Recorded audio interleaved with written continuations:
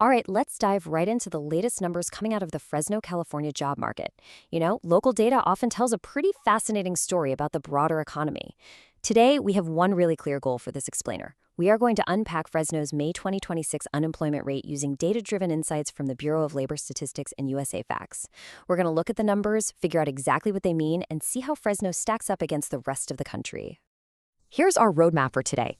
First, Fresno's 7.4% rate. Second, looking back at historical trends. Third, comparing large metro areas. Fourth, the national extremes. And finally, why do these rates differ? Let's jump straight into Section 1.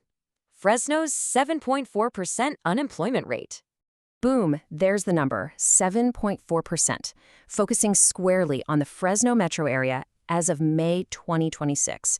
That is our core data point for today. According to the Bureau of Labor Statistics, exactly 7.4% of the labor force in the Fresno area was unemployed. Now, when you hear a single number just kind of floating out there in a vacuum, it's pretty tough to interpret, right? Like, is that high? Is it low? Well, we are absolutely going to answer that. But first, we need to get crystal clear on exactly who makes up that 7.4%. So before we start stacking Fresno up against the rest of the country, let's ground ourselves for a second.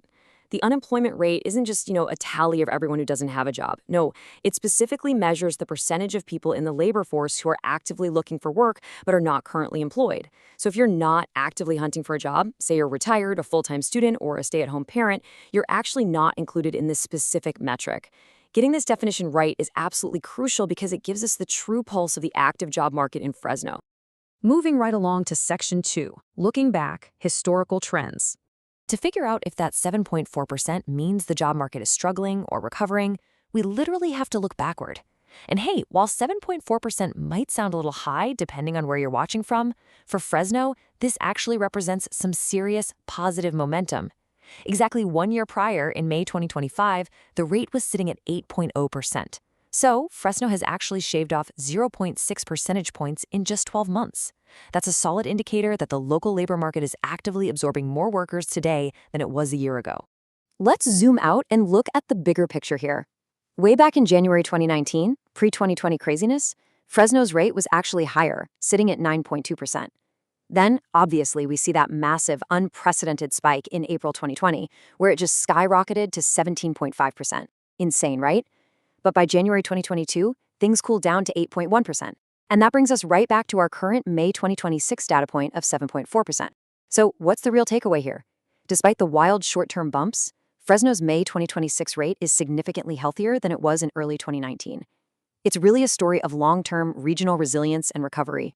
All right, Section 3, comparing large metro areas. So we've established Fresno is improving locally, but how exactly does it compare to the rest of the nation? Well, when the data filters down to 108 large metro areas, and by large we mean places with a labor force of over 250,000 people, Fresno actually comes in with the second highest unemployment rate in the country for May 2026. Its 7.4% is right up there at the top. It's sharing company with the Wildwood, Florida area, which took the #1 spot at 7.6%, and the Yuba City, California area sitting just below Fresno at 7.0%. So the reality check here is that while Fresno is doing better historically, when you stack it up against other major U.S. population centers, its rate is still notably high. Let's broaden our view even more in Section 4, the national extremes.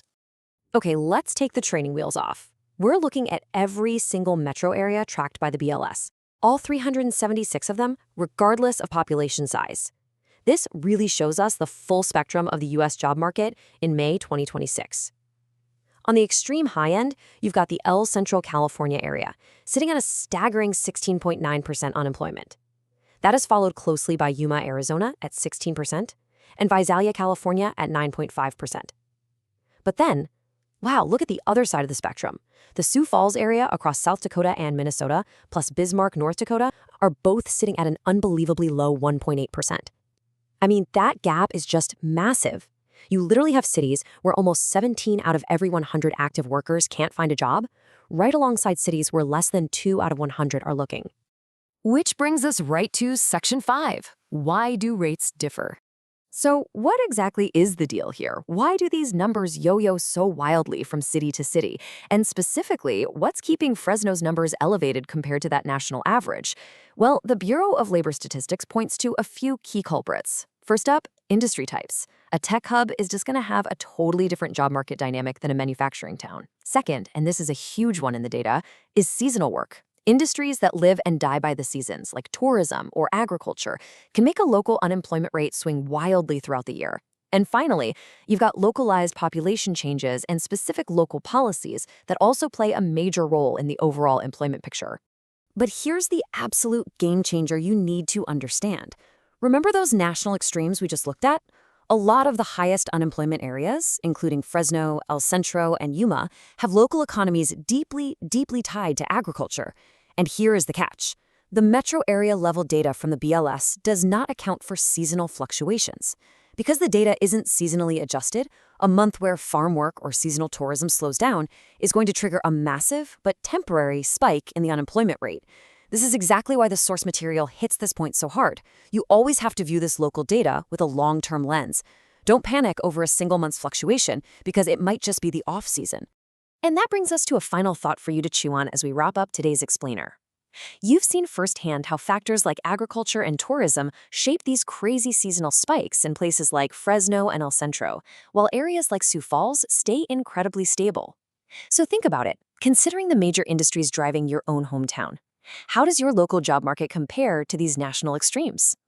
Are you living in a rock-steady 1.8% environment or a dynamic, seasonally shifting 7.4% environment? It's definitely something to think about. Thanks for exploring the data with us today, and keep asking great questions about the numbers shaping your world.